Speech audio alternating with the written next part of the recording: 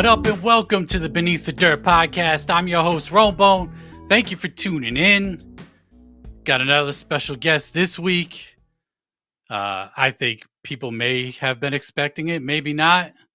I don't know, but we got the big homie Bukshot in the building. What's good? What up? What up? I appreciate you doing this, man. Again, I know I apologized before the show, but I was running a little late today, and I respect your time, and I apologize again. It's all good, man.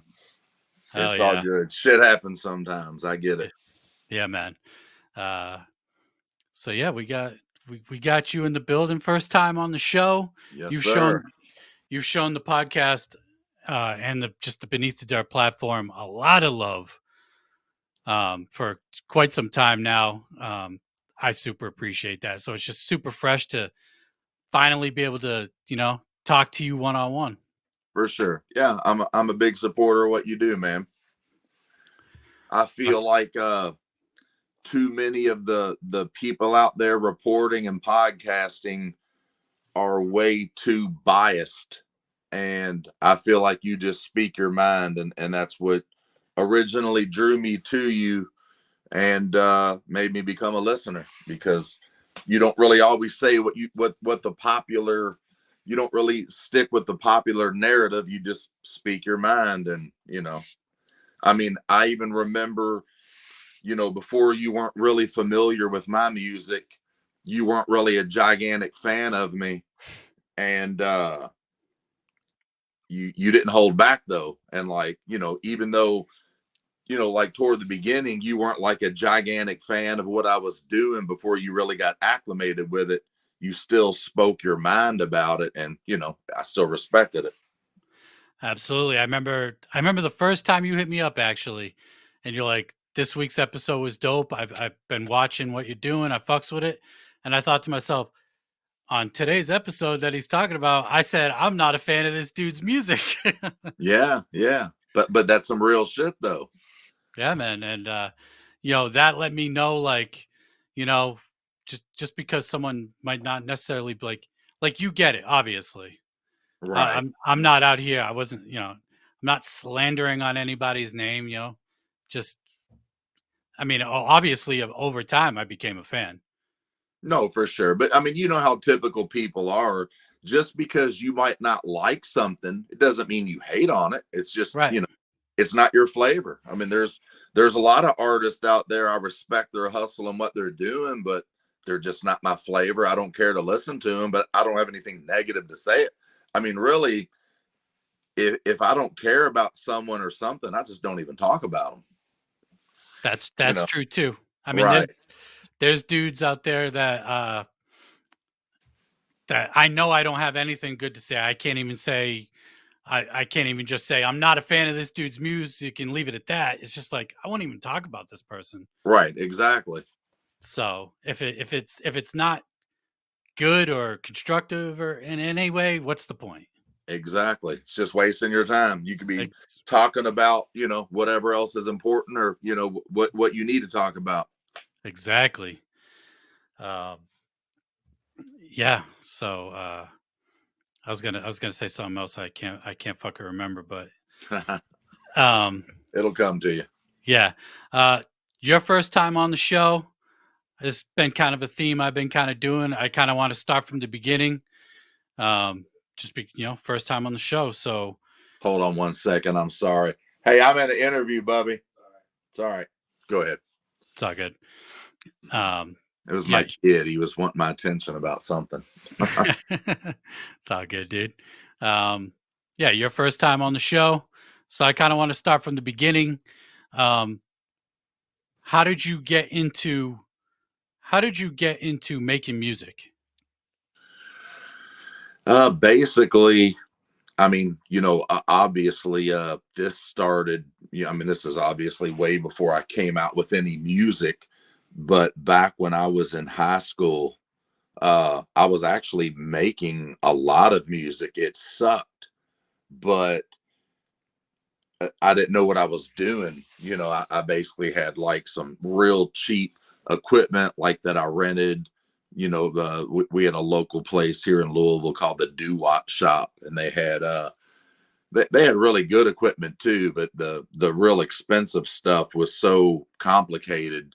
I didn't even understand how to use it or set it up. Like no one taught me. I never had a class. There wasn't like Google back then, or anything like that. And I just kind of like rented some real cheap gear, and I literally like just self-taught how to record myself.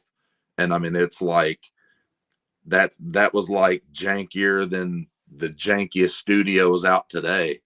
I mean, if you could just see the setup, it was literally a keyboard that had a drum machine built into it that was just on a loop, no breaks or anything. So I would like make the beat on the drum machine and have the beat playing, and I would literally be playing keyboard, like playing the actual, notes, playing keyboard while I'm rapping into a mic and scratching, doing it all like live at once and recording it on cassette tapes. God damn. That's multitasking at its finest right there. And like it worked, but like it just wasn't good. But it Right. it, it got me into the right direction. There you go. Uh, at what point did you start mob style, and what made you want to do that, go that route? I started working on my first album. Probably Welcome to the Ville was my first album that was released on Mob Style, and that came out in '97. And I believe I started working on that probably like 93. It was a very slow process because, like I said, I didn't have, I didn't have anyone to show me or guide me, and I started going to a local recording studio that was actually, for its time, it was pretty good quality. And I was actually making my own tracks back then. A lot of people probably didn't know or realize that, but my first album, actually produced, or Welcome to the Ville, I produced all the tracks on that.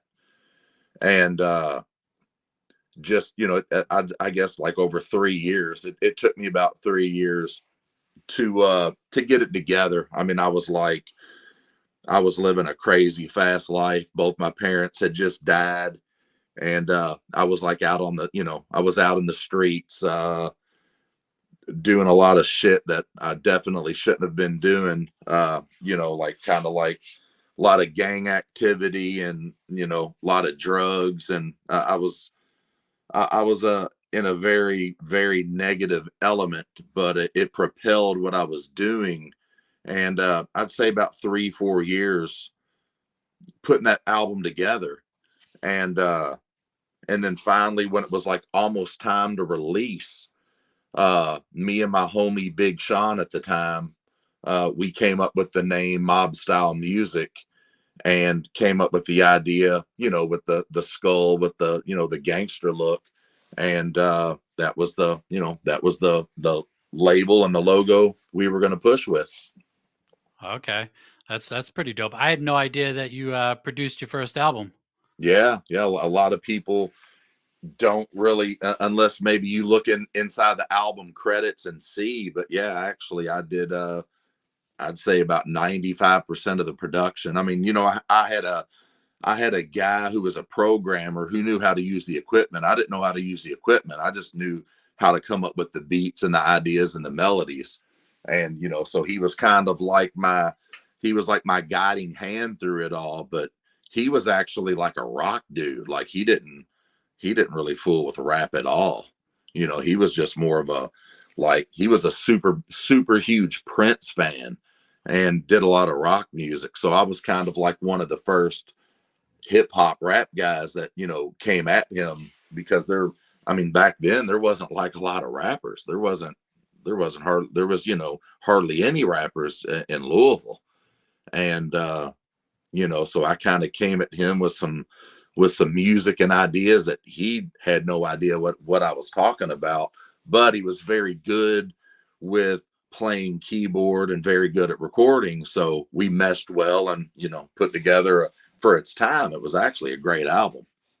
That's dope. That's, I sucked like as a rapper, but like the beats were like ahead of their time.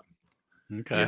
I even remember back then a lot of other people, like aspiring artists and people, would be like, Buckshot's not that great of a rapper, but damn, his beats are fucking dope. The beats are really what kept it,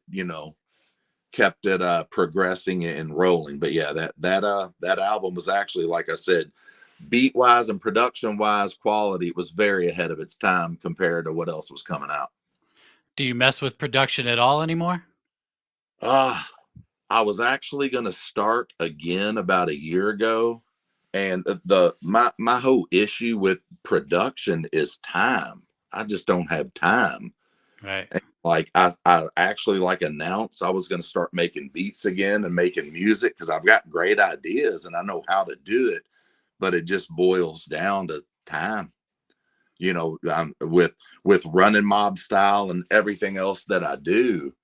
I just don't have time to do it. So, I'm very blessed that I have somebody like Seven in my corner because, Seven does, I'd say, about 95% of all my production for several, the last 6-7 years. He does pretty much all of it. Seven's amazingly talented. That dude is incredible. Yes, he is. And I understand or hear what you're saying about how you don't want to add a producer to your huge pile of tasks that you already got going. Because, I mean, we all know, I know how busy you are just pumping out projects, EPing projects. I said last year, Buckshot executive producer of 2021, like everything that you put out, like, was just crazy. The amount of output last year from your own projects to other people's projects. Some people don't even know that you did the Attack of the Ninjas album. Right. And Yeah. that was a solid album. That rivals the Year of the Sword that got like national released a handful of years back. I was very proud of that album. I basically picked the majority. I picked all the tracks that we were to use for it, except for the 2 or 3 tracks that Oh the Horror did 2 or 3 tracks on that. But beside those tracks, I basically handled, what was good. I delegated what tracks were going to be on that album, and for the most part, who were going to be on what tracks. Jamie actually had a few of the tracks that he sent me, like with his verse, and then like, I would say I think this person will sound good on this track. Well, in the beginning, Jamie was shooting me tracks and just saying, get on this, get on that. I actually remember seeing a lot of people, no, I'm not going to say a lot. There were a few comments that people were kind of complaining, like, why is Buckshot all over this? And what people, because they're like, why is he all over this? He's not even, I'm not an M&E artist.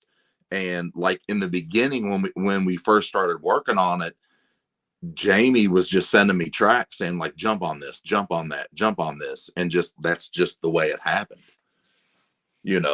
Like he sent me, I remember one of the tracks that had him and Lex on it, and we were just working so fast, we just whipped the whole thing together. I mean, literally that thing was probably put together in 2 weeks, 3 weeks. Wow. Yeah. So I was focusing on that as well as, what I've got going on with Mob Style. It was a very chaotic time, but I mean, I've always been the kind of person, when the heat is on, that's when I work the best. When I'm under pressure is when I put out the best stuff. Hell yeah. That's super dope. And it's cool to see you still working closely with M&E. You guys put out the Underground Avengers album, Anomaly 88, through M&E. Mm-hmm. So, I mean, what's your relationship to this day with M&E?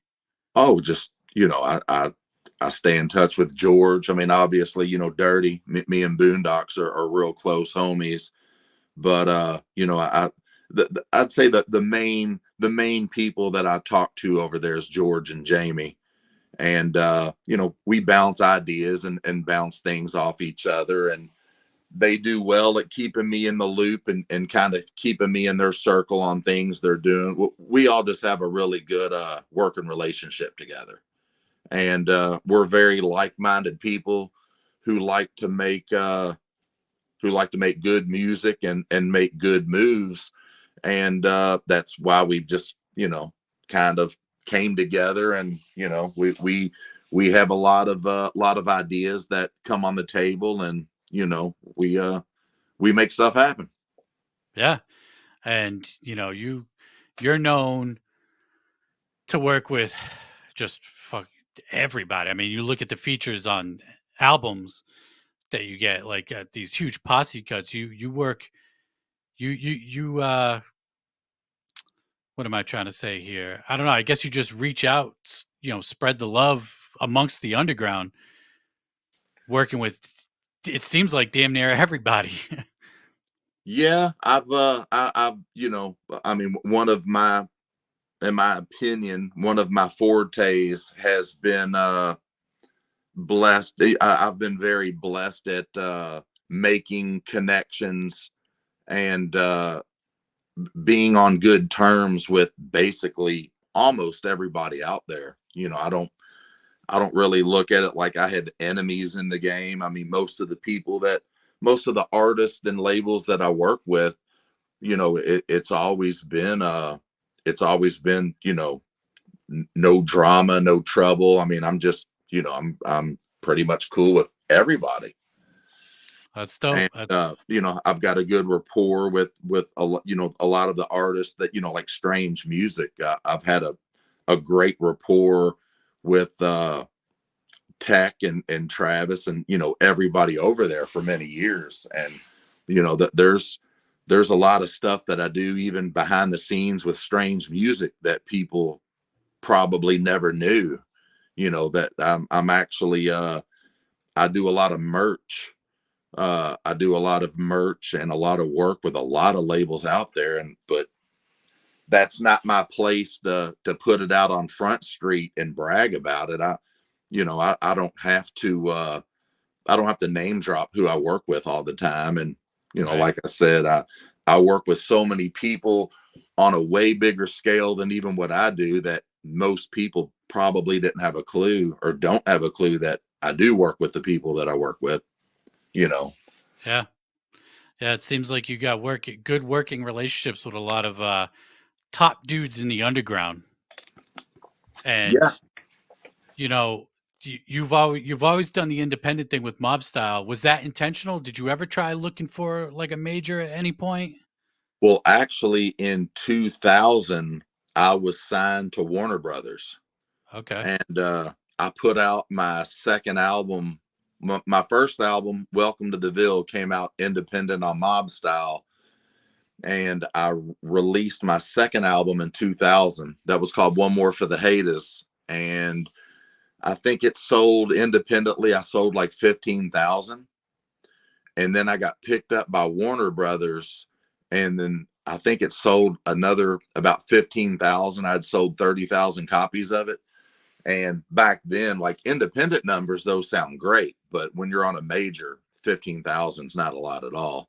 No. And I basically got dropped really quick and went back to doing, independent. And but the Warner Brothers was the only major label. I mean, I think they assumed when I got on the label I don't know what they thought, but I assumed they thought I was gonna start doing like some commercial records, and like everything I was giving them was just like street gangster shit.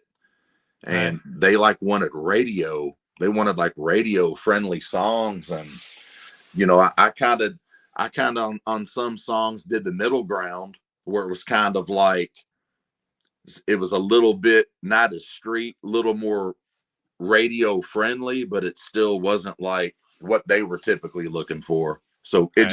it just didn't work that way. But I was way more happy doing the music that I did. I I never really wanted to conform and do, what they wanted me to do. So it wasn't a very pleasant working relationship with Warner Brothers. So.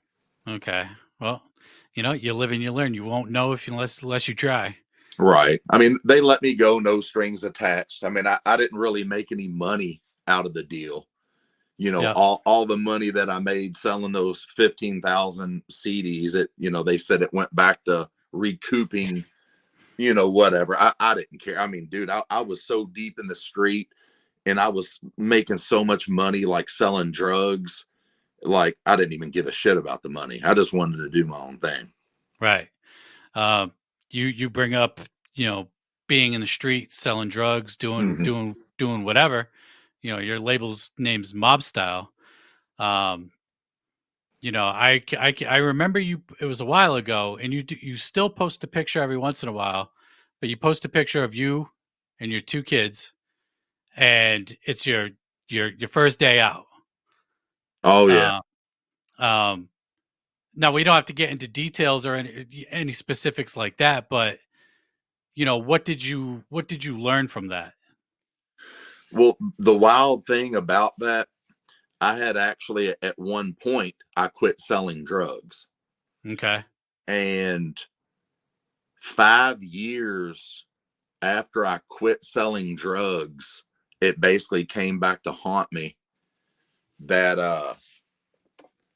the DEA did a buy on me like 5 years back. Damn. And literally they said they didn't have room for me in the system because I asked, like, why did you all wait so long to come and get me? Right. And they just said they didn't have room for me. They had to make room, like, because I had to go to federal prison. So when they came to get me, I had already quit. Like, I was making great money off music. Like, I never had that mentality. I'm going to like ball till I fall, like sell drugs until like I get caught. Like once I took my street money and I turned it into music. And, once I was like standing on my own 2 feet with the music game, I was like, I don't need to do this anymore. I mean, because any of the like big time drug dealers that I knew growing up, they're all either dead or in prison. Like, nobody ever, like, none of them ever like quit and like reformed. So I had the mentality, like, I don't want to be like these guys. Yeah. I want to get my money, get out, and and do it legally, and which I did that. But like I said, I ended up getting caught up with the DEA, and I had to go do a little time. Damn. So you. But your question, what did I get out of it? I promised my kids, which obviously, like I said, I wasn't even selling anymore and doing anything illegal. But I just basically, when I got out of prison, I promised my kids I would never I would never put myself in a position to go to prison again. Right. So, man, that's wild. You had wiped your hands clean of that, started doing, the music thing and getting that legit money. And these dudes had some shit on you from years Yeah. ago. Yeah, it was wild that they told me that they watched me for a year and a half. Wow. And the only thing that really saved me from getting a lot of time was my lawyer that I had told me that the prosecutor, what was it? I'm going to make sure I say this correctly. The DEA came back to the prosecutor and said, look, we've been watching this guy for a year and a half and he does nothing. They said all he does is go to a recording studio and spend time with his kids. Like, this guy's not selling drugs. It was like the buy they did on me was like one of the last drug deals I had ever done. It was an informant that was wired with the DEA that did the buy on me. And I didn't even know the informant.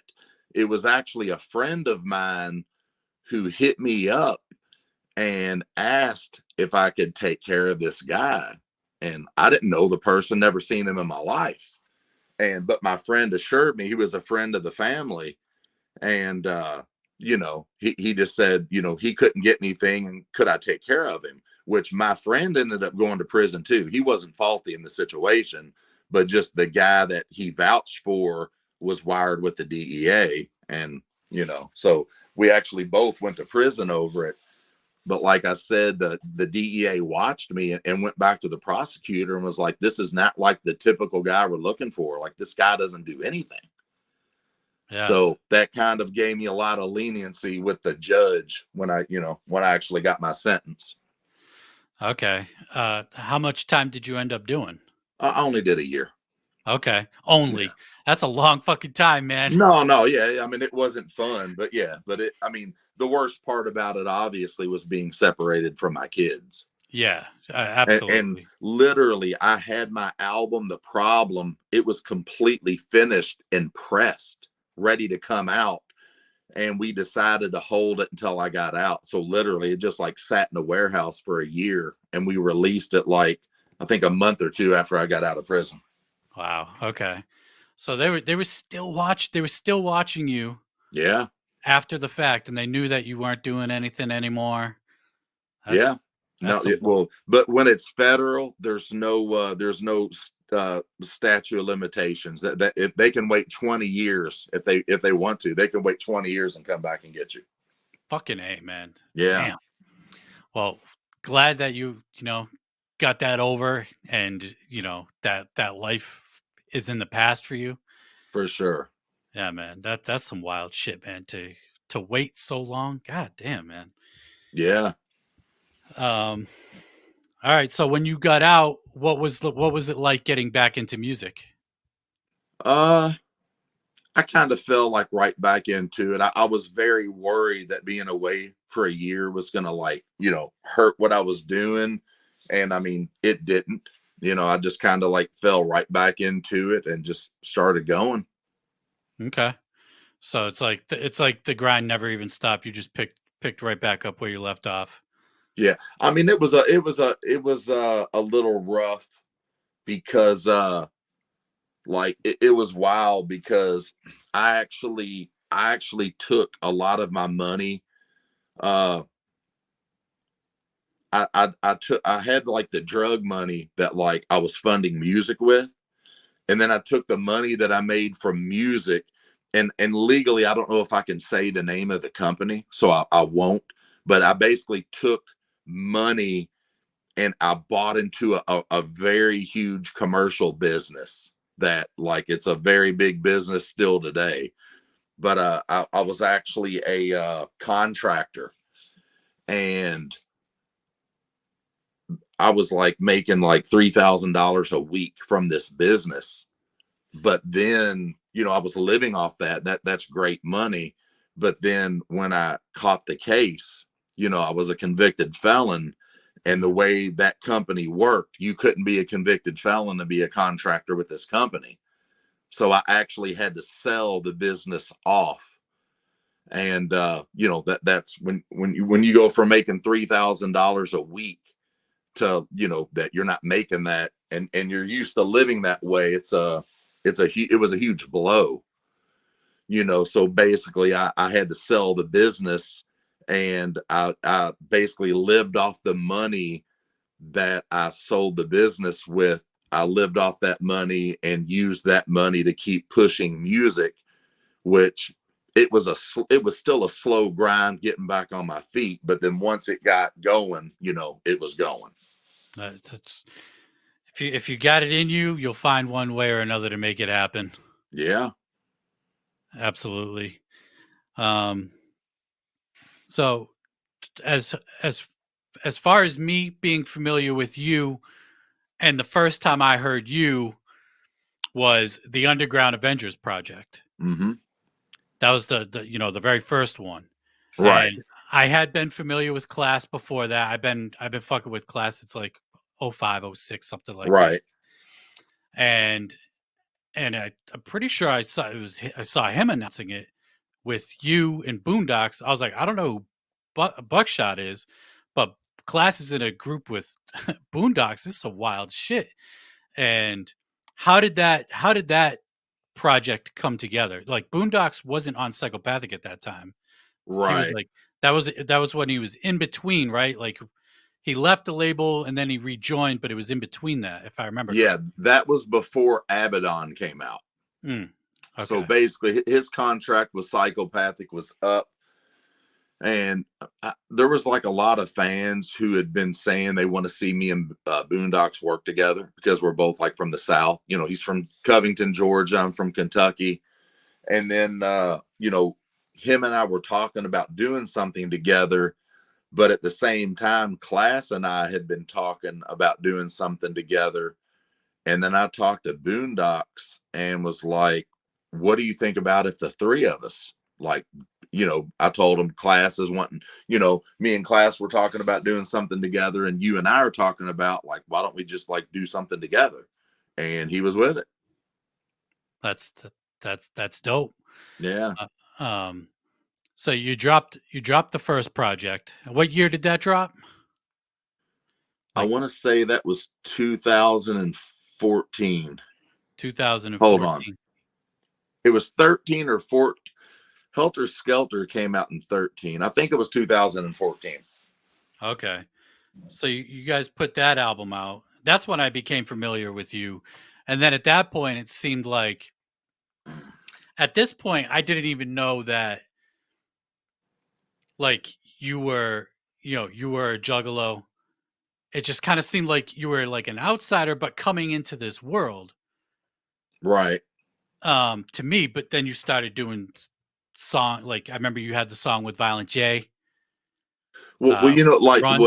what actually kind of thrust me into the world, like I was a huge fan of Esham and ICP from like back in the late 90s, like or I'm sorry, early 90s. Like I started my one of my best friends that you heard me talk about earlier, Big Sean. He's from Saginaw, Michigan, and I was already like a huge fan of like horrorcore, which horrorcore back then was still like really new and fresh, and like a lot of the music that I on my first couple albums, it was I've never considered myself to be a horrorcore artist, but a lot of it does have horrorcore elements. And I've always been a fan of the horror genre, period. And I was just like a real big fan of like Flatliners and Grave Diggers, and like when Bedlam came out. And when my homie Big Sean moved here from Saginaw, Michigan, he moved to Louisville, Kentucky, and he turned me, which I was already listening to ICP, but he had turned me on to Esham, and Esham like just like heavily got me into like the Detroit, acid rap, the wicked shit. And, that obviously furthered my fandom into the whole entire like wicked world. But I was actually listening, like buying ICP's album since Ringmaster. Oh Like, wow. I wasn't like around a Juggalo movement or anything. Like I was just like a straight fan, like Yeah. I just like bought it and was like, this shit's fucking fire. And then, I went back and bought, Carnival of Carnage. And then when Riddle Box dropped and Malenko, I collected all that shit. I was like, I didn't even really know any other Juggalos, but like, I was like, felt like I was part of the movement, with everything going on. But then when I had got booked for the gathering of the Juggalos in 13, yeah, 2013, and they booked me, and then basically I got booked, I think 6 or 7 years in a row after that. But I just kind of got like pushed into the scene, and even before the gathering, I remembered having shows and there were juggalos like at my shows. So, there were juggalos already into what I was doing, but not a whole lot of them. There'd be like 5 or 6 of them at a show because the shit that I did was like hard, underground gangster wicked shit. And but then, obviously, going to the gathering, I kind of got, put into that scene. And I just like clicked with the whole scene. Right. Just I felt like I had come full circle, and kind of felt like this scene is show me so much love, just from the very first gathering. And then, when obviously we did Underground Avengers, and then, Twisted, at when they first left the label, Twisted asked me to get on their new Nightmare album, and just shit just rolled into what, organically rolled into what it is now. Yeah, that's dope to hear, because like I said, it seemed, not that there's anything wrong with it, but it just seemed like an outsider coming into our world, but really embracing that world. But to know that you've been down for so long, and I know you're a huge collector, CDs and shit. Right. Um, so that's just, it's fresh to hear that you've just been down for so long. And uh you said that you've performed like 6-7 gatherings in a row. Mm-hmm. You also were at the Juggalo March, Right. and you were actually the only artist, non-psychopathic, to show up, and they had actually put out a list of people basically demanding people show up to this march, which obviously nobody did except you. And what was your experience like at the march? What was it like marching with the Juggalos for that cause? I mean, I thought it was awesome. I mean, the main reason I went, uh, I didn't honestly know if it was going to make a difference. I mean, personally, I don't think I've ever said this on the record. My gut told me it wasn't going to make a difference. I didn't know. But the main reason that I went was I wanted the Juggalos to know, no matter if we were right or we were wrong, I wanted to know that I supported them, and then that no matter what, I stood by them. I just wanted Juggalos to know that, like, I fuck with y'all. Like, I really support you all. Right. Yeah. And but like I said, I didn't know what the outcome, which obviously there was no negative outcome. I kind of thought maybe it was going to turn into a shit show, like with the cops, shooting mace bombs. I mean, nobody had a clue what was going to happen. But I just went there open minded, and that just, no matter what happened, I just wanted to know the Juggalos to know that, like, I support y'all. That's Whether it was right, whether it was wrong, whether it was for the right or wrong reasons, it didn't matter. I didn't care about, I even told Joe on the phone, when I told him I was coming, it had nothing to do with politics. It had nothing to do with the record label. I just wanted Juggalos to know that no matter what came out of it, that I support them. and I think that's, I think that was the idea with that list that they had put out. But to hear you say that, you're showing up for the Juggalos, if nothing else, for the Juggalos, and you actually performed that at that event, correct? Yeah, that is correct. And I don't think I've ever even stated this on the record, but originally I wasn't even set to perform. Mm. Originally, I'm trying to think how to say this the proper way Okay. without probably rubbing people the wrong way. Originally, I wanted to perform, but Psychopathic, they when they basically gave me the schedule of the march, they had me on originally on an after show. It was like an after party. And I called Rob up, and I said, "Hey," I said, "I don't have a problem performing at the after party, but," I said, "I want to be part of the movement. Like, the after party's like an hour away, and just, it didn't feel right to me." Mm. And I just said, "Look, if I can't perform at the actual march," I was like, "That's fine. I don't even care about performing." I just said, "I want to be part of this," because I believed in it. Yeah. And I said, if I can't perform, at least give me a speech. Let me do a speech. Right. And he said, look, let me get back to you with it. And he hit me back and was like, that's cool. You can do that. And the speech that I had, it was a very long speech. I tried to keep it short. He told me not to make it too long, and I just it ended up being a very long speech. But I remember when I had got there, Rob called me and said, "Where are you at?"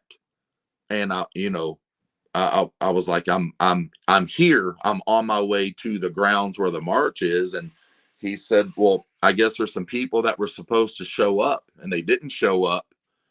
And he was like, did you happen to like bring a show set with you? And I actually had a flash drive on me. I said, yeah, I've got something on me. And he was like, cause like nobody's performed and like the Juggalos are kind of getting restless. And like Kevin Gill was up there talking and they were just kind of like wanting something to happen. And, he was like, can you like hurry up and get here? And like, can you perform? And I was like, yeah. So I ended up doing a performance anyway, because I guess there was a couple people who was supposed to be there that no showed, or I don't know all the politics behind it, but I ended up getting there and I did three or four songs. What was that feeling like performing in front of Lincoln? It was pretty cool. I mean, I felt like the crowd was very receptive to me. I mean, that they were very excited when I came out on stage, which I didn't know how they were going to act. I mean, with a lot of juggalos, a lot of them, if you're not a psychopathic act, Yeah. they'll just kind of stand there or whatever. But Yep. they seemed very excited that I was there and, very responsive. It was a good experience. That's I loved being there. I love being around juggalos, that. Yeah. That's fucking awesome, man. I mean, to show up for the Juggalos, to support the Juggalos. I think that's all the Juggalos really wanted was that was the whole point of the shit, just to show up and support the Juggalo movement, because the whole gang label thing was just ridiculous. But um, you know, since then it seems like you have a good experience at the march,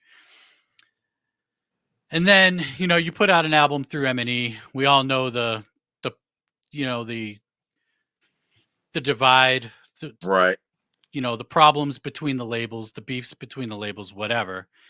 You've never publicly said anything fucked up, but it seems like you've been outcasted, blackballed. You haven't been to the gathering since. To be the only artist to show up to the march, to not get any kind of love, like, you should just have an automatic pass, in my opinion. Well, I remembered after the march was over, I remember that we did the UG, well, how the whole UGA with M&E thing even like basically got started was I had a solo show in Dallas, Texas. There was a promoter out there, uh, Drew, that booked me to do just a solo show. And then he said, Class lives in Texas. He was like, you wouldn't have any problem, like, maybe you and him doing some UGA tracks or something together. And I was like, no, man, Class is the homie. And he was like, well, what if I could get Boondocks out here? And I'm like, bro, you're not going to get him out. He's not going to do the show, man. And he was like, well, that's not my question. My question is, if Boondocks came out here, would you be down to do, some UGA tracks? And I was like, of course I'd be down. But I was like, you're not going to get Boondocks out here. And the very next day, he called me and said, Boondocks is booked. And I was just like, what? I didn't even believe him. I called George. And I was like, hey, man, this promoter which me and that promoter have gotten pretty close since then. He's actually a really cool dude. But you know, I called George and was like, "Is Dirty really booked at that show in Texas?" And he was like, "Yeah." And I was like, "I thought the guy was full of shit." And I was like, you know, cool. So like it turned into it was originally a Buckshot show that turned into, we all three did separate sets, and uh we did a UGA, like a, you know, a UGA set at the end together. And I think there was like 430 people there. And I remember the next day, that was on a Saturday. The next day was Easter Sunday. And George called me and was like, dude, he was like, you know, I heard about that UGA show. And he basically said that Twisted had did a show there like a few months back. And he said, you know, they had like,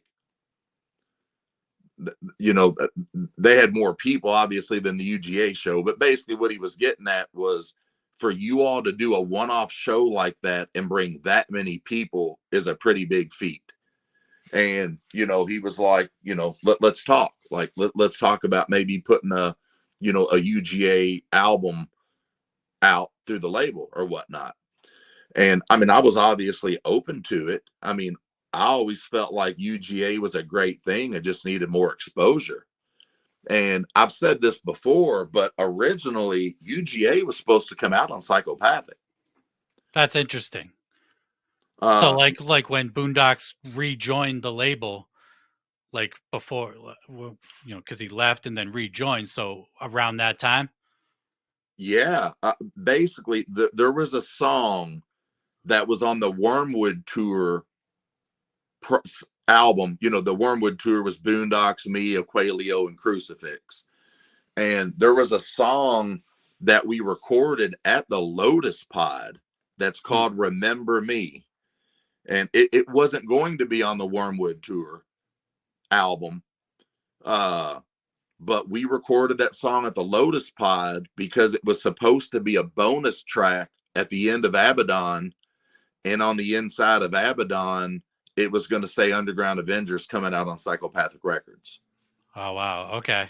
And Joe hit me up, and I guess there was just like some shit going on. I don't know, it's Psychopathic, but he just hit me up and was like, "Hey, Buck, man, I'm sure this isn't what you want to hear, but you know, it's not trying to think how to say this the right way." He just said right now it's not in the cards for Psychopathic to do a UGA album.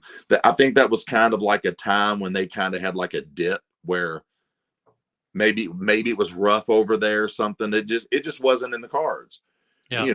And I was like, that's cool. Like, I wasn't tripping. Like, most people don't know this, but the Killer Instinct song, which was the first single we released off Anomaly 88, was already recorded before we even went to the show in Dallas.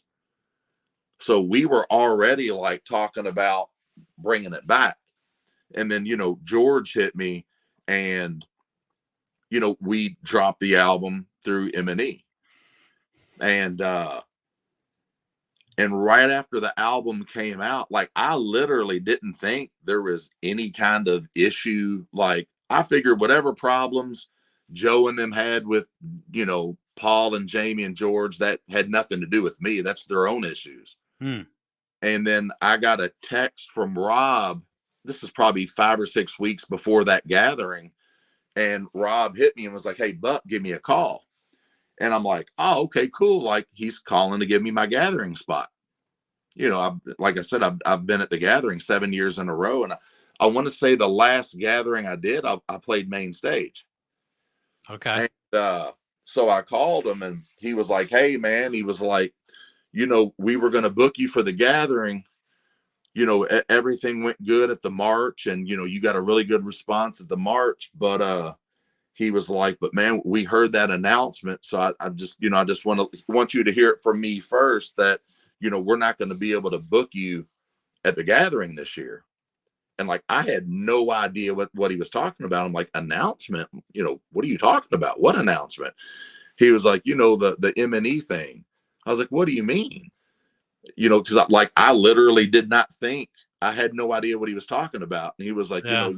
you all signed to M&E, which we weren't signed to M&E. We just dropped an album. It was M&E distributed it. But anyway, and the last thing I told him, I said, hey man, I said, because I was like, it is what it is, I guess. I Yeah. mean, it's their company, their Right. label. They can invite who they want to. I don't want to say I was salty about it. I was more confused. Yeah. I just didn't think whatever problems they had, because I was friends with all those guys, and you know, whatever problems they, grown up man problems they have with each other. I'm not saying neither one of them didn't have a right to be upset at each other. If they want to not like each other, fine. It didn't have anything to do with me, but obviously it did. And I just remember when I got off the phone, I said, "Oh, Rob," I said, I want to say one more thing to you before I get off here." And I said, "I just want you to remember, of all the artists that you all invited out to the march, and all the artists who said they were going to come to the march, and I just want you to remember who actually came to the march." And he said, "I know." He was respectful about it. Yeah. I don't think it was totally on his shoulders. I mean, I'm sure they all probably sat down, and I mean, he just basically told me that they're not doing business with any artist who do business with M&E. And, I respect that. Their company. Yeah. I mean, to me, to be the only guy, the only artist to show up for the march, like, you should have that pass, man. You should, but I don't know. I guess it is what it is. It's unfortunate that something that you and other people have nothing to do with, other than an affiliation, have to, I guess, suffer the consequences, not get to perform for the people. And there's definitely people that would want Buckshot at the gathering, like, without a doubt. All the bullshit online now, whatever. There's still people that would love to see a Buckshot performance at the gathering. You know what I mean? It's unfortunate for the fans. The fans have to suffer because a few guys aren't getting along with each other. Right. So it sucks to hear, but Juggalos need to know that you were there, you showed up, you supported them in the most important time for them, and Right. that just can't be overlooked. And I feel like it does get overlooked a lot. But you speak of the album that you put out with M&E, um, which was a few years. There was a little bit of a break between the first UGA album and the second album. Yeah. 6 years. Yep. So 6 years. I remember when that was announced, like, oh, because to me that was like a one-off project. What was it ever? Was there ever any intention to go forward with multiple projects with UGA? No, not really. The first one was just, like you said, it was just a one and done. We just put together this cool project, and I don't think any of us had any idea it was going to become as big as it did. And, obviously we did, Anomaly 88, and that turned out to be an amazing album. And and then we dropped the Dark Matter EP, I think 6 months after it, and that was, responded had a very good response with the fans. Yeah, that to drop to go 60 years in between albums, and then less than a year to drop the follow up to Anomaly 88, which M&E put out, was like, oh, okay, this is they're obviously busy cranking out shit. I remember you in class were posting pictures in the studio with each other, working on the album. Yeah. Super fresh. I love seeing that shit. And what are the chances of new UGA happening? I mean, I get that question a lot, and it all comes down to the same answer.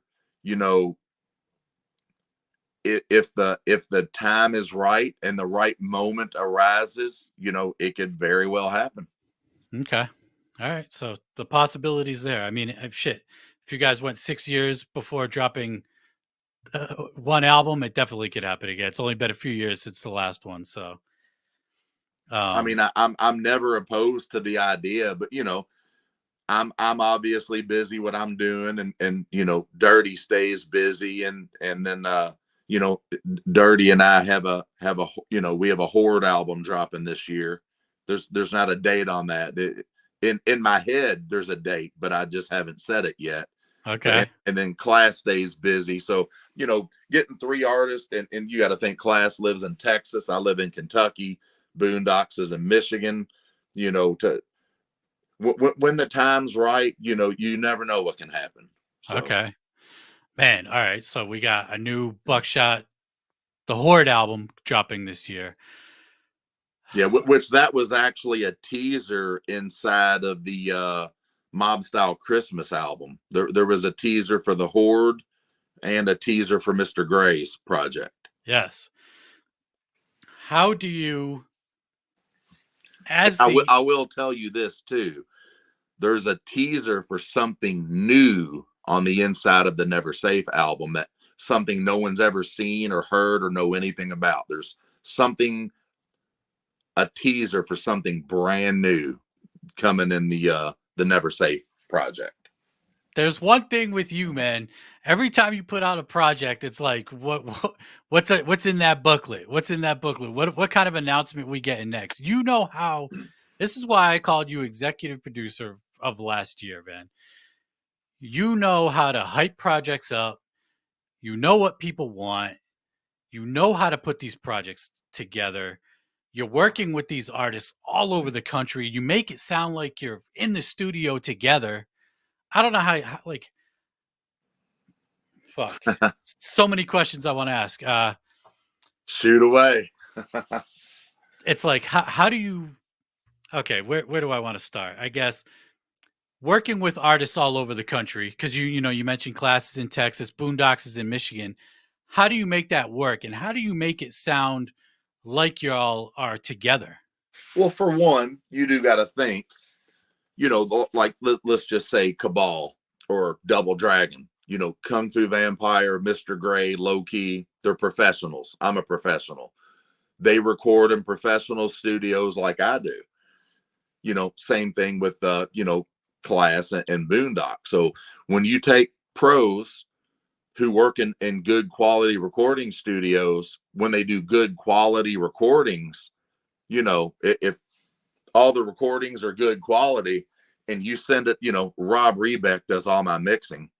Who's an And amazing engineer. He's oh, like, the dude, sound that guy puts out is phenomenal. Like yes. Like going, honestly, in my opinion, and I'm not knocking Strange's new sound at all. They're no, dude, they got Ben Sabolsky doing their mixes, and Ben is the shit. yes, But in my opinion, I think when Strange had Rob, that's when their shit to me was just the best. I've always personally felt like Rob Rebeck was like the best dude in the game at mixing. yeah, And like I said, that's not taking anything away from Ben, dude. Ben is the shit, yeah, he's a but monster too. I've just always been partial to Rob. So when I was, him and I developed a relationship back then when he was with Strange. And when the doors opened, like now, he's mixed everything I've done my last four projects. Rob is a friend of mine, but now that those doors have opened, that he mixes everything, that was like my dream platform was, letting Rob mix my stuff. I've just personally felt like Rob is the best. That's Rob's just he's one of the greats. So, but without a doubt. so when you take vocals recorded from pros and send it to Rob, he's good at making it sound like we were all recording in the same studio. What kind of, you must have a very high patience, because I got to imagine that it's it's taxing putting these projects together. The Cabal project, the Double Dragon, the Mob Style Christmas, Attack of the Ninjas. You're working with all these artists that are all over the place, so your patience must be through the roof. Actually, I'm the most impatient person I know. I'm serious. Like patience is actually my downfall. in my opinion, that's my worst quality. Like, Really? oh my gosh. Yeah. I can't, I have no patience. So I really don't fucking know how I pull this shit off because That I have zero patience. that's crazy to hear, because the amount of work you do, and knowing that you work with all these artists all over the place is just, I would just imagine that you have to have an insane amount of patience. But Right. um the double drag, I've gotten better, but still it's my biggest flaw. the Double Dragon project, man, that was just one of my favorite projects. I bumped the shit out of that. Like, when Yeah. I say it sounded like you guys are recording together, you guys are trading verses, you guys are trading hooks. Like, how did that a project originally come together? I wish I could take the credit on that, but Kung Fu hit me up and was like, it was just like a random text, and he was like, "Bro, we should do a project together." And Kung Fu's the homie, and I'm a fan. I was a fan of Kung Fu before I ever knew him. I was the first time I'd ever heard him was when he dropped that Grinder video. Yeah. It was black and white, and it like looked like some horror shit. And I was like, man, this fucking dude is fucking dope. Yep. So I was a fan of Kung Fu already, but him and I just became homies, in the game. And he hit me and was like, dude, let's do a project together. And then, I hit him up and was like, let's come up with the idea. Let's do it. And I was just driving down the road one day, and the idea of Double Dragon hit me. And I called him, and I was like super pumped. I was like praying he wasn't going to shoot the idea down. I was like, dude, I've got the name for our group. I've got the dopest idea in the world. And I was like, you remember that old fucking video game Double Dragon? And he's like, of course, because that's from the 80s, and he's a big 80s person, and I am too. And when I told him the idea, he was like, dude, let's do it. He just loved the idea, and we embraced it. And that's how it all started. That's fucking, it's dope. It was a really dope idea. The merch that you put out behind it as well. I assume that it's a Double Dragon sample on that last song, right? Yeah. Yes. Yeah. Yeah, which is, I think, probably my favorite song on that album. Is it Ipkiss Pinecone on the hook on that track? Yes. Yeah. He fucking killed that Oh, shit. Demi's fire, man. That Which dude. which Demi and I go back, dude. I've known Demi for almost 20 years. He's from Louisville. Oh, okay. Yeah, yeah. Demi's like Demi's a real friend of mine. Outside of all this, I've known Demi forever. Yeah, and after hearing the Double Dragon, and really, that was my first time really listening to your music and just being like, man, I fucks with this dude, man. Like, it just sounds so good, and you get your guys' chemistry on that album was just. I was like, all right, I'm gonna pay more attention from here on out to see what this dude is doing, because that really caught my ear. And then the next project was, I believe it was Cabal, was right after that, right? Yeah, Cabal came right after Double Dragon. Dude, and I'm like, Low Key is my shit. My Low shit. Key is one of the most underrated rappers in the underground out there, dude. Low Key is just, I mean, I don't have to sell you. I listen to your podcast. I know you're a big fan, but like Low Key is dope. Yeah. And when I first approached, like, it wasn't like I had this idea, like, who could I put together? I had this idea, me, Low Key, Gray. That's what I wanted to do. I felt like Gray was just like gonna be like, yeah, and he was, and he was a fan of Loke too. I honestly, I didn't know what Loke was gonna say, because Loke don't really fuck with nobody, man. No, he doesn't. He fucks with who he fucks with, and that's it. Yep. Like, it's hard for people just to hit Loke up just to get a feature from him. Yeah. So I'm like, I know this dude's gonna tell me to fuck off, which I knew Loke. We're cool. But I hit him up and I was like, man, I got this idea.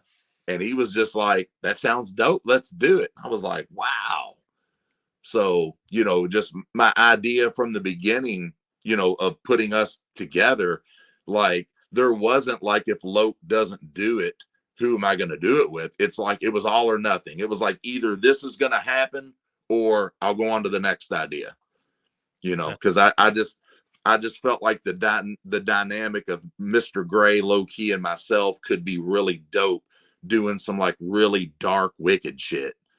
And Seven really dialed in the sound, man. Like the beats on that album, like all of us loved them. The wicked shit, like at its finest with that album, like authentic. And that's not taking anything away from what anybody does, but I don't know, man. Just the beats on that had a certain vibe to them, a authentic sound that didn't feel forced. And we all, the whole thing, we gelled with that. Yeah, man, you guys killed it. When the announcement happened, I remember thinking, like, how the fuck did he get Low Key on board with this shit? Because Right. our scene is small. You hear rumblings here and there, and it's like Low Key's always been that guy that just he sticks to what he does. And if he does a group project with somebody else, usually he's at the head of it. And with like the Mission Infect stuff. And when I saw that, and then Mr. Gray, I mean, don't sleep on Mr. Gray. Like when Gorilla Voltage was together, that Gods and Claws album, top 5 Oh M&E yeah, album to no, this day. I was a fan of Gorilla Voltage. A lot of people don't realize it, but Mark or Mr. Gray, he was on my first Helter Skelter album in 2013.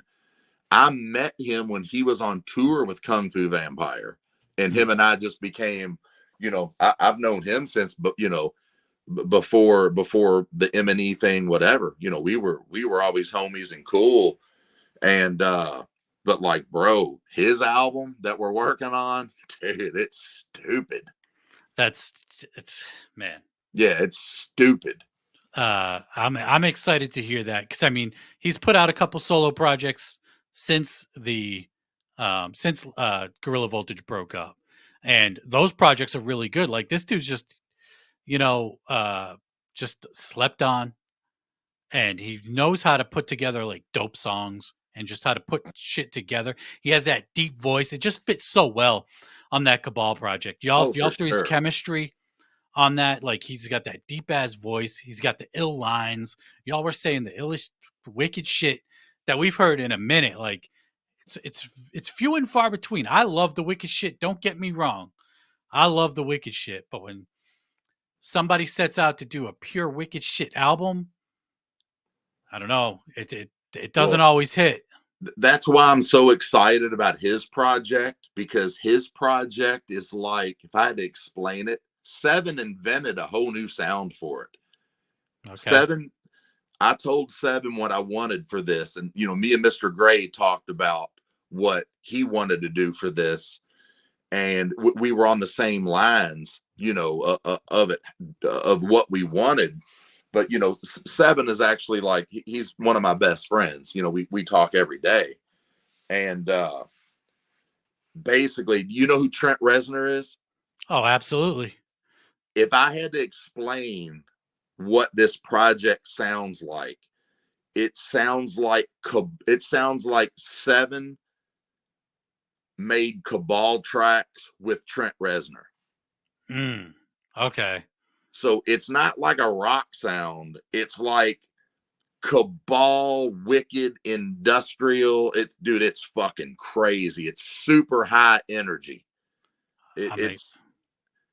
I'm excited to hear that. And even Mr. Gray told me, I mean, like, he said he played some of the tracks around his kids, and he's like, his kids like went crazy, like listening to the beats. I mean, like they make you want to like break somebody's face. I mean, it's that, that, like I said, that's the only way I could explain it. It sounds like Seven and Trent Reznor got together and said, let's make some wicked hip hop. And that's what it sounds like. That's fire. So he's actively working on the album. Oh yeah. Okay. Oh, yeah.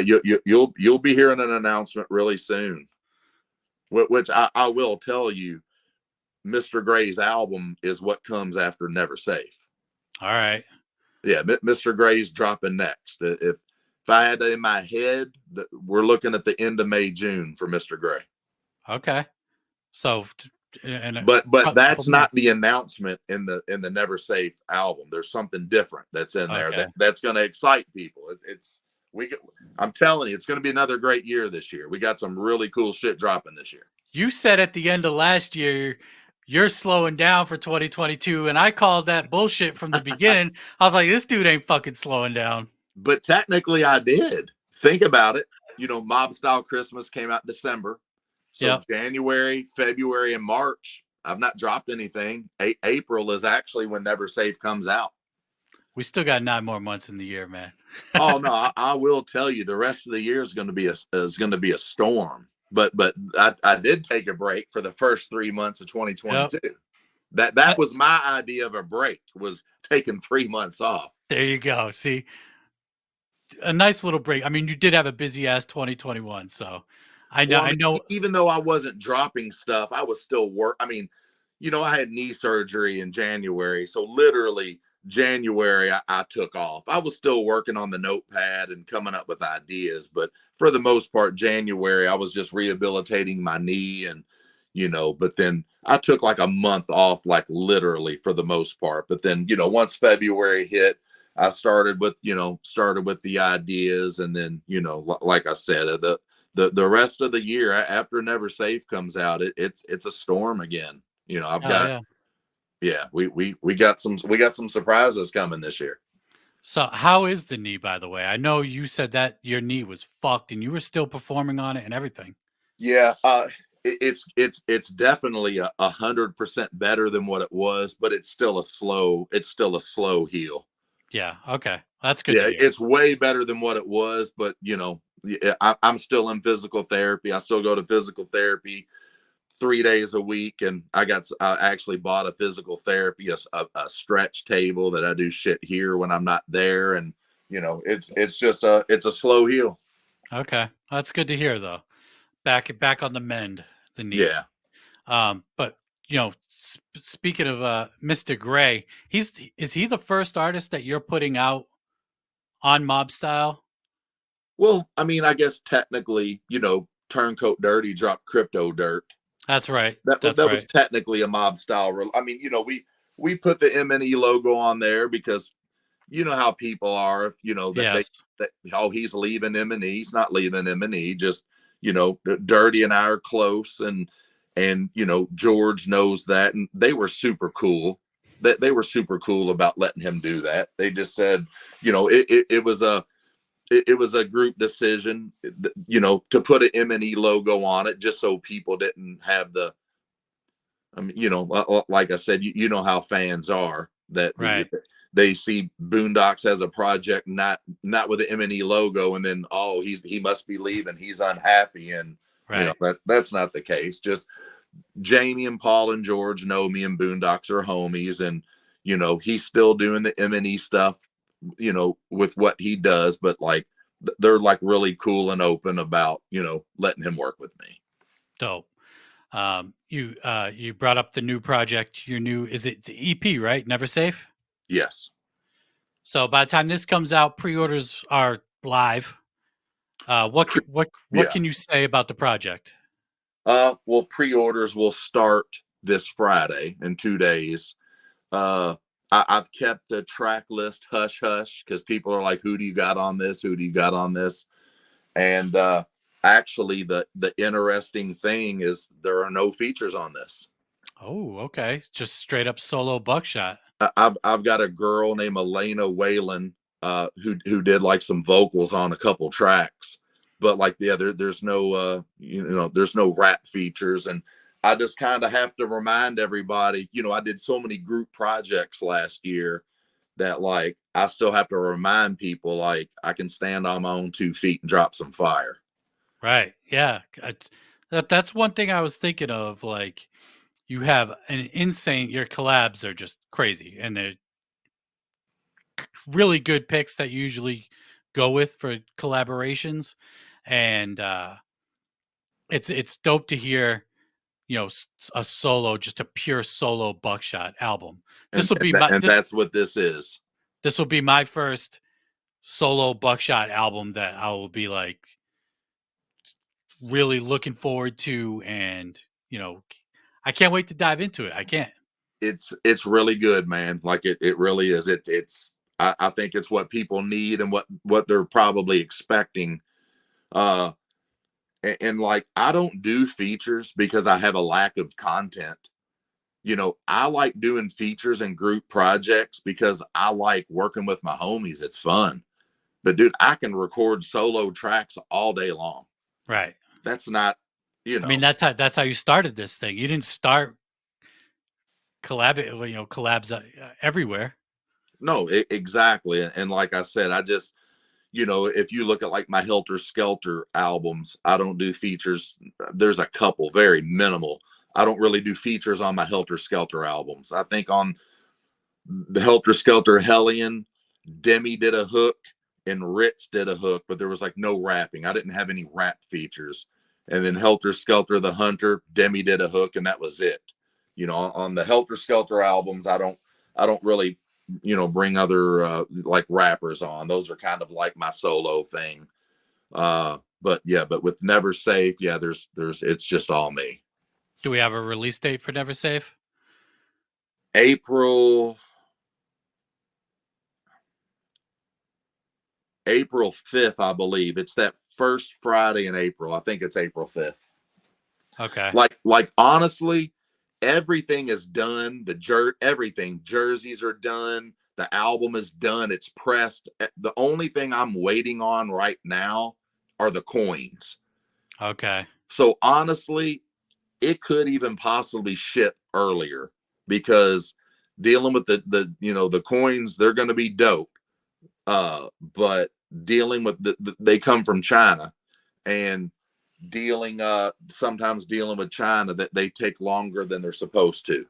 Right. But everything that the jerseys and the basketball shorts they ship today. I'll have them next week. So that's all I was waiting on are the basketball jerseys, the shorts, and the coins. And the jerseys, that's not an issue. The coins aren't an issue. It's just waiting on them. Right. It takes them a while, but I look at it. I should for sure have the coins by the 5th. So I went ahead and just made the release date, the 5th. Yeah, the mob style customer service is like some of the best. Like I remember, I forget what project it was, but there was a delay with one thing coming in. I believe it was a jersey, but you kept everybody up to date. Like no silence, no people wondering what the fuck's going on. Oh, for sure. Yeah. I mean, that's all people want is an answer. And don't get me wrong, we have our share of fuck ups, but we write them. Yeah. I mean, every now and then we'll have a package that got shipped to the wrong person, and we'll contact the people, say, hey, we fucked up, but we put some free shit in there for the fuck up, and that usually makes people happy. Yep. I mean, people are happy just to get a response, just to say, hey, sorry, we screwed up, but like for the fuck up, like we put a couple extra CDs or a shirt in your order, and people don't care. They just want you to be upfront and honest with them. Absolutely. That's all anybody really wants. It's just we don't have a perfect track record, but like I said, when we do fuck up, we write it and make sure they're happy. That's dope. You bring up the coins. I have the Cabal coin, and I've said before, like this top, like as far as coins go, this is like top quality shit. That coin looks fucking amazing. And you have a whole bunch. You say this for a purpose. I'm sure you're not going to tell me what the purpose is, but there is a purpose for the coins. Yes, there will be a purpose. And, the only thing I can say right now is the people who don't have all the coins when the time comes, they're going to be sad. Okay. Because what the coins are going to be for is a pretty big deal. It's very exclusive deal. All right. Yeah. I mean, yeah. That's just like my reward for people's like loyalty, for people's business. I like to I like to give people quality. I like to, I like to give them like cool and dope shit. Absolutely. And they're, Mob Style has its diehard fans. I see them, their profile picture is the Mob Style logo. So it's dope to see, you know, you taking care of the fans by putting out just quality shit, from the music to the merch to the customer service, everything. So it's very dope and refreshing to see. Hell yeah. Um, Never Safe 7 produced the whole EP. He produced the whole thing. All right, and this is just some straight up hard shit we're getting on Never Safe. I mean, there's a couple laid back riding songs, and then it's about half and half. It's different in a good way. Okay. There's some stuff on here that I don't think it's gonna throw them for a loop. I don't think they're not gonna expect this, but they're gonna welcome it. It's good. It's really fucking good. That's awesome. I'm excited to hear it. Any other plans for that you want to talk about for Mob Style in 2022? You mentioned the Horde, Mr. Gray's album. You got Never Safe dropping. Yeah, Never Safe drops in April. Mr. Gray. Then this is the first time I've actually put a date on it, but Mr. Gray is looking like the end of May, beginning of June. And then there's also something else happening in June that I can't talk about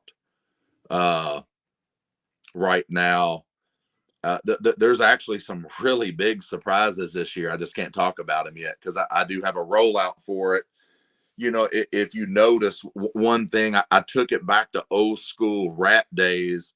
If you remember, you never heard news on, well, there wasn't the internet, but the only way you heard news is if you bought an album and saw the news in that album.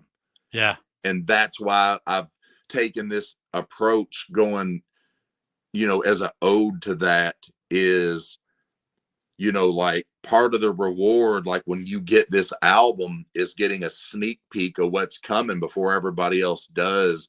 And it's like, it gets everybody excited. Yeah. Because like back in the day, like I said, back in the 90s, when I bought a rap album, I'd open it up and there would be an advertisement for another album that's coming out in 6 months that would just blow your mind. So, I kind of took a page out of that book. Like, I started doing that with, I think when Cabal dropped, when you opened up the Cabal box set, there was that's when everybody knew about Turncoat Dirty. Yep. And then, so each project we drop, it's kind of like we're putting like a teaser in it, like kind of giving a tease for the next project. And when people open up Never Safe, they're not going to expect what they're going to see in there. It's going to excite a lot of people. That's dope. And it seems like with the releases, since I started, really paying attention, it seems like if you order the album, the actual physical album, you delay the digital by like a week or two. Is that intentional? That is intentional. Okay, I figured, because you reward the people that are buying the physical, and you get those teasers, the little announcements in the booklets. Right. I mean, I think it's awesome. Everybody who streams and listens on YouTube, I appreciate and welcome all the support. But for the people who do buy the hard copies, and because it's the people that do that, just going off streaming, I couldn't do what I do just off streaming.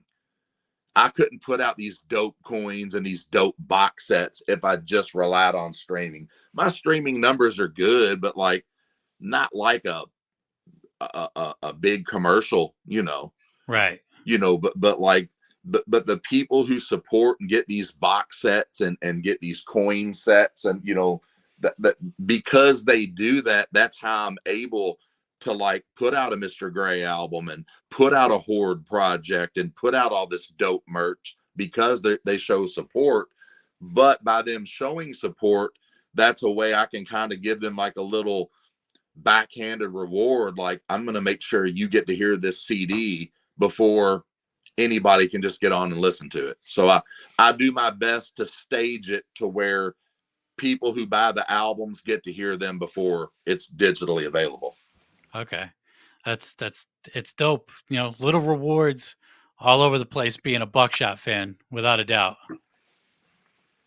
Um, but I appreciate you hopping on here, man. It's really dope to get to kick it with you, finally. And this was the shit. I got to have you back in the future, without a Oh, doubt. for sure. Like I said, I'm a fan of your podcast. It's part of my daily or weekly ritual on Mondays. I always do my best to retweet your link, and I always listen. Whether I can watch it or listen, I'm always paying attention to it. That's part of my Mondays is I listening. Because you always have some really dope, good unbiased underground news, and that's what drew me to you in the first place, is because you keep it so unbiased. that was the main goal, man. There was too many people taking sides, and it's like, dude, you don't have to do this. You just don't. Well, I mean, I've seen you call bullshit on all sides, or I've seen you like call dope shit on all sides. Yeah. Where like there's a lot of people, they're scared to break alliances or whatever they think is an alliance. Yeah. Right. It's hard to deny dope shit when dope shit is dope, and it's hard to not say when something's fucking whack or whatever when something's whack. It's Right. just You can't ever go wrong just being real. right. It's just it ain't hard. It's just very fucking easy. It comes naturally. Right. I I don't know why everybody else has a problem doing it, but But Buckshot, I appreciate you having me on. Buckshot, it's been a fucking pleasure. Thank you for hopping on here. Thank you for all the love that you've shown. It definitely doesn't go unnoticed. I really appreciate all the support. You're the shit. I look forward to Never Safe. You got any last things you want to plug before we pop up out of here?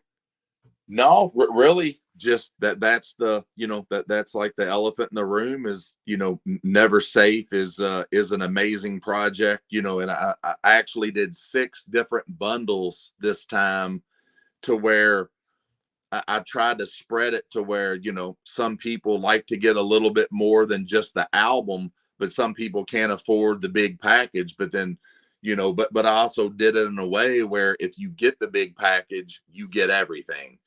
I mean, I've seen other people before, they'll put out 6 bundles and put different items in each bundle to basically make you, kind of like coax you to get all the bundles to get everything. And I just did it like in tiers. Like, the first bundle is the CD, then the next one's the CD and the USB. And then, as it goes up, everything gets added into it. So if you do get the big bundle, you obviously get some really cool rewards for it, but you get everything. So you don't have to buy 3 or 4 bundles to get all the items. You can just, buy the big one.